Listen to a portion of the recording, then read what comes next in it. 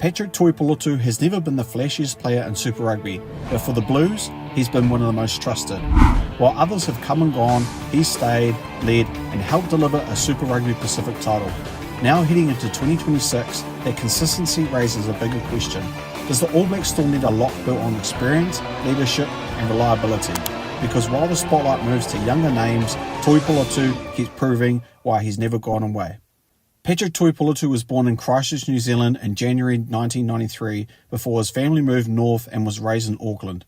He attended St. Peter's College, a school with strong rugby pedigree, and followed the traditional New Zealand rugby development pathway through age grade rugby and provincial competition.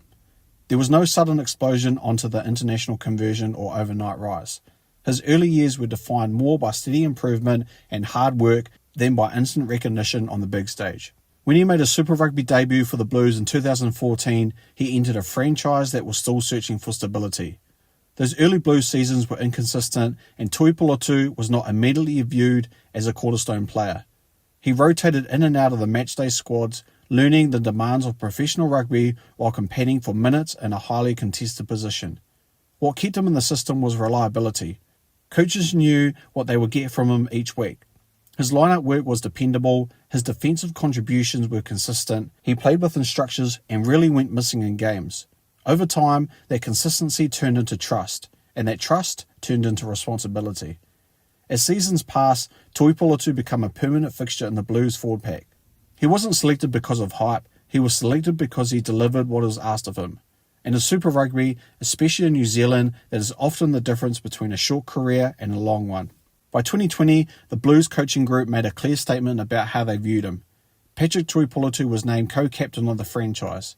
That appointment was not symbolic. It reflected his standing within the playing group and his influence behind the scenes. Leadership roles in Super Rugby are not handed out lightly, especially in franchises under pressure to perform. Standing at approximately 1.98 metres tall and weighing in the region of 120 kilograms, Tuipulotu fits the physical profile expected of a modern international lock. He isn't undersized, and he isn't trying to compensate for any physical shortcomings. His frame has allowed him to compete consistently in set pieces, collisions, and tight exchanges across more than a decade of professional rugby. In a position where physical decline often comes quickly, he has remained physically capable at the highest level. But size alone has never been enough to survive in New Zealand rugby. If it were, far more players would last longer as he has. His leadership style was measured rather than emotional. He has led through preparation, communication, and composure. As the Blues built their identity, Tuipulotu became one of the steady forces in the group, helping younger players integrate into the system while maintaining standards on and off the field. That leadership was fully validated when the Blues won the Super Rugby Pacific title in 2024. Tuipulotu played a central role in that campaign, contributing not just through performance, but through organisation and calm decision-making in high-pressure moments. For a franchise that endured years of underachievement, that title marked a significant turning point, and Tuipulotu was part of that leadership core that delivered it. His performances at Super Rugby level naturally kept him in the All Blacks conversations. Patrick Tuipulotu made his international debut in 2014, the same year he entered the Super Rugby. From that point on, he became a regular member of the All Blacks squad across multiple seasons. As of his most recent confirmed selections, he has earned over 40 Test caps for New Zealand. Those caps were not accumulated in a single burst of form. They came across multiple coaching eras, multiple World Cup cycles, and multiple rebuild phases within the All Blacks setup. That alone speaks to the level of trust placed in him by selectors. Tuipulotu was selected in the All Blacks squads for the Rugby World Cups 2015, 2019 and 2023. Very few locks managed to span 3 World Cup cycles, even fewer to do so without relying on constant media attention or narrative-driven selection. His presence across those tournaments reflects his value as a dependable option in high-stakes environments. While he has not always been granted a starter, Tuipulotu has frequently been in critical matches. Whether starting or coming off the bench, his role has often been about stabilising the pack, managing line-out systems, and maintaining structure in late games. Those responsibilities are really glamorous, but they are essential at test level. One of Tuipulotu's key strengths has always been his line-out ability. He is a reliable jumper, a capable caller, and understands the technical details required to function at international speed. Line-out consistency remains one of the most important aspects of forward play in Test rugby, and his presence has often contributed to the stable set-piece performance. Defensively, he is known for positioning and work rate rather than highlight hits.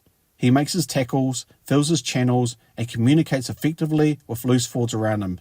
His discipline record has generally been solid, avoiding unnecessary penalties that can cost teams momentum at international level. Another area where Tuipulotu stands out is his durability. Lock is one of the most physically demanding positions in rugby, yet he has managed to maintain availability across long seasons.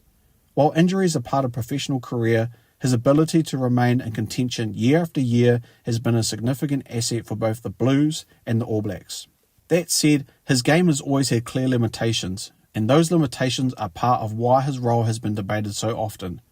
Tuipulotu is not known for explosive speed or dynamic ball carrying in open space. He does not frequently break the line or create offloads in wide channels. In an era where locks are increasingly expected to contribute as hybrid athletes, that difference becomes noticeable.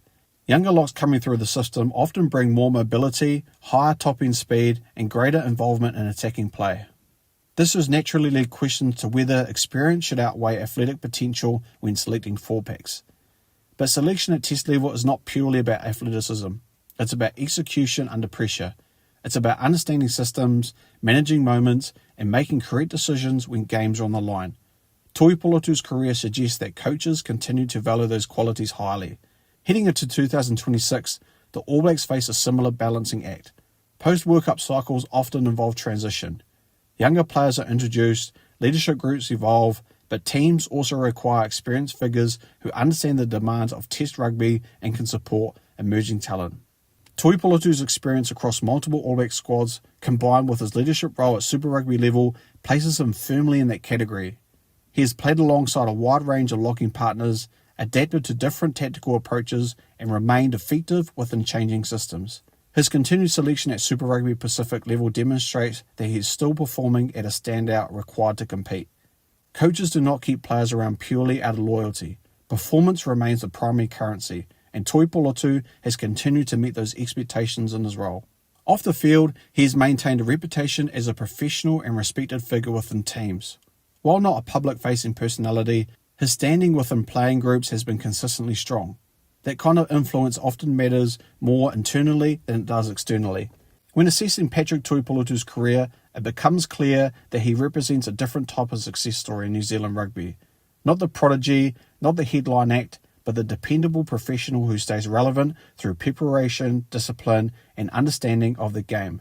As the All Blacks look towards 2026, decisions will ultimately revolve around the balance of the team needs. Youth versus experience. Athletic upside versus proven reliability. Those debates are constant in international rugby. Ever wanted to create your own rugby highlights channel just like this one? With my course, the YouTube Creator Toolkit, I show you exactly how I do it. From the tools I use to the templates I built. You get everything. Just copy, paste, and start creating. Learn how to grow your channel, keep viewers hooked, and turn views into income. Click the link in the description below to learn more and start your channel today. Now back to the video. If you enjoyed this breakdown of Patrick Tuipulotu's career and his place in Super Rugby Pacific and the All Blacks conversations heading into 2026, make sure to like the video, share it with a rugby mate, and subscribe to the channel for more deep dives into player shaping New Zealand rugby. Thanks for watching, guys, and I'll see you next time. Peace!